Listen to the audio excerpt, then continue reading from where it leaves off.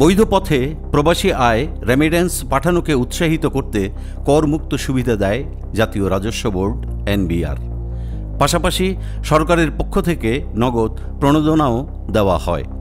আর এই করমুক্ত ও নগদ প্রণোদনার সুযোগ নিয়ে এক ব্যবসায়ী 730 কোটি টাকা দেশে এনেছেন বলে জানিয়েছেন এনবিআর চেয়ারম্যান মোহাম্মদ আব্দুর রহমান খান।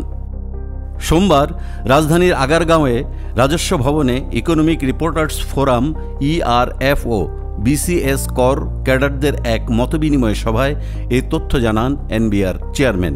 তবে ওই ব্যক্তির নাম, পরিচয় ও ঘটনার সময় উল্লেখ করেননি তিনি।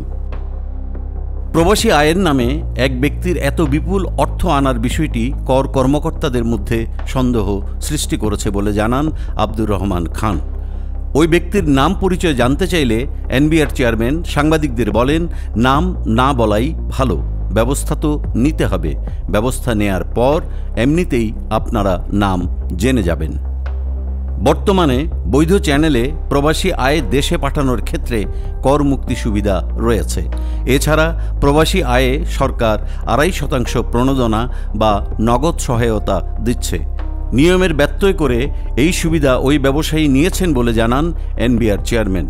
দেশে প্রত্যক্ষ কর বাড়লেও অর্থনৈতিক বৈষম্য না কমে বাড়ছে কেন? সাংবাদিকদের এমন প্রশ্নের জবাবে অনুষ্ঠানে আব্দুর রহমান খান জানান, যেসব প্রবাসী ভাইয়েরা কঠোর পরিশ্রম করে টাকা উপার্জন করে ব্যাংকিং চ্যানেলের মাধ্যমে দেশে পাঠান, তাদের সেই আয় করমুক্ত হবে। এজন্য আইন করা হয়েছে। এটা করা হয়েছে প্রবাসীদের উৎসাহ দিতে। কিন্তু আইন কানুনের ব্যত্যয় করে এই সুবিধার আড়ালে কর ফাঁকি দেওয়া হচ্ছে।